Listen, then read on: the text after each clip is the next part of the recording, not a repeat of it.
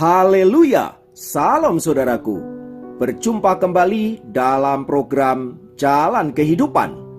Masih dalam segmen Sapa Jemaat di Rumah, kita akan bersaat teduh bersama-sama agar sepanjang hari yang akan kita lalui hari ini sungguh menjadi hari yang menyenangkan dan diberkati oleh Tuhan. Mari kita berdoa. Bapa, kami rindu lawatan-Mu melawat kami.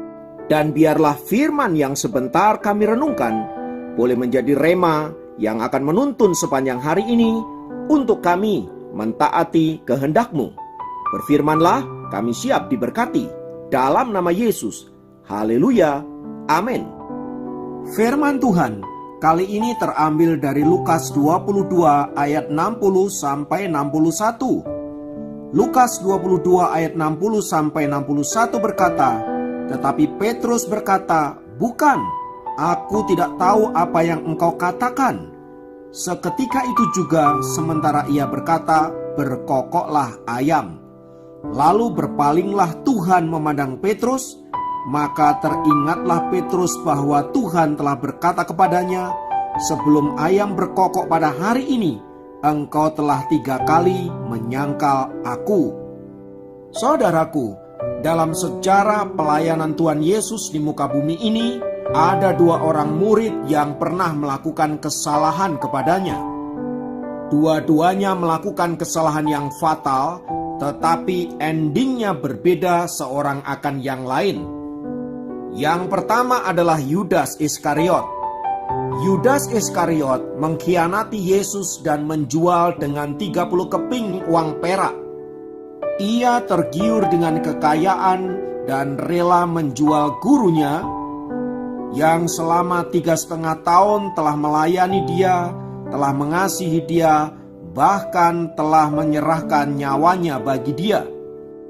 Demi 30 keping uang perak itu, Yudas Iskariot menganggap sepi kasih Tuhan, menganggap sepi persahabatan yang selama itu telah dibangun begitu baik. Yang kedua adalah Petrus.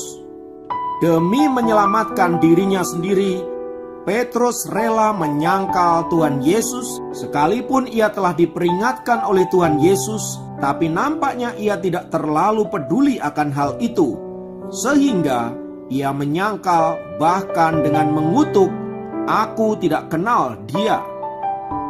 Saudaraku, dalam perjalanannya, kedua murid Yesus itu sama-sama menyesali perbuatannya. Mereka menyesal telah melakukan kesalahan yang fatal atas gurunya. Namun endingnya berbeda sama sekali.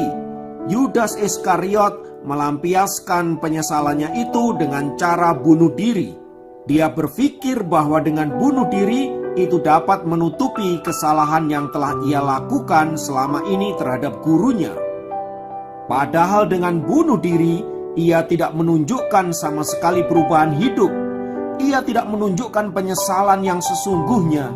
Dengan bunuh diri, sebenarnya dia sedang lari dari tanggung jawabnya terhadap kesalahan yang pernah ia lakukan terhadap gurunya. Dalam hidup ini, ada banyak orang bersikap seperti Yudas Iskariot. Kita telah berlaku khianat, kita telah berlaku jahat terhadap Tuhan, namun bukannya berbalik untuk meninggalkan dosa dan kesalahan kita, tetapi seringkali justru kita semakin larut di dalam dosa-dosa dan kesalahan kita. Berbeda dari sikap Yudas Iskariot itu, Petrus menyesali perbuatannya dan ia berbalik kepada Tuhan. Ia memohon pengampunan, memohon belas kasihan Allah, sehingga oleh hal itu ia dipulihkan, hubungannya dengan Tuhan mengalami pemulihan, dan ia kemudian dipakai oleh Allah menjadi alatnya yang luar biasa. Saudaraku, sikap pertobatan yang benar adalah sikap yang ditunjukkan oleh Petrus itu, di mana ia menyesali perbuatan-perbuatannya yang melawan kehendak Allah, lalu kemudian ia tunjukkan dengan sikap yang benar, yaitu apa? Dia kembali kepada jalan-jalan Tuhan. Dia kembali kepada kehendak Allah dan memilih tunduk sepenuhnya terhadap otoritas Allah dalam hidupnya. Sama seperti Petrus itu, saudaraku, Bila kita menyesali dosa-dosa kita, menyesali tindakan-tindakan kita yang melawan Allah selama ini, baiklah kita datang kepada Tuhan, memohon belas kasihannya, dan bersedia dibentuk oleh Allah, bersedia takluk kepada kehendak dan otoritasnya, sehingga hasil dari pertobatan itu adalah sebuah tindakan nyata yang dapat dilihat dan dirasakan oleh orang-orang di sekitar kita. Sebab pertobatan bukanlah untaian sebuah kata-kata penyesalan, melainkan perubahan hidup. Jadi kalau kita menyesal tetapi hidup kita tidak berubah, itu artinya kita tidak pernah benar-benar menyesali kesalahan-kesalahan yang telah kita perbuat tersebut. Melalui firman Tuhan ini kita diingatkan, saudaraku, bahwa setiap kita punya potensi untuk melakukan hal-hal yang salah dalam hidup ini. Kita bisa saja gagal, jatuh bangun, dan bahkan mungkin menjadi pecundang. Tetapi tidak boleh berhenti sampai di situ, saudaraku. Allah menghendaki untuk kita kembali kepadanya dan mengalami perubahan hidup. Dan hanya oleh kuasa Yesus saja kita dapat mengalami transformasi dan perubahan hidup yang semakin baik ke arah Kristus. Mari kita tinggalkan kelemahan-kelemahan kita di masa lampau. Mari kita tinggalkan kebodohan-kebodohan kita di masa lampau. Mari kita tinggalkan dosa-dosa kita di masa lampau. Mari kita hidup bersama dengan Kristus, dan biarlah hidup kita senantiasa memuliakan nama-Nya. Kiranya Tuhan memberkati kita semua. Mari kita berdoa. Tuhan, dalam nama Yesus, sebagai manusia kami seringkali jatuh bangun dan tak jarang kami mengalami kegagalan. Ampunilah kami, dan biarlah kami boleh kembali kepada Tuhan dan boleh memperbaiki kehidupan kami, perilaku kami, dan pola pikir kami yang selama ini salah. Bawa kami untuk semakin mengenal Engkau, bawa kami untuk boleh semakin menyenangkan hati-Mu. Terima kasih Bapa, inilah hidup kami serahkan ke dalam tangan kasih-Mu. Pakailah kami menjadi alat di tangan-Mu agar melaluinya nama-Mu ditinggikan, dimuliakan. Dalam nama Yesus kami berdoa, haleluya, amin.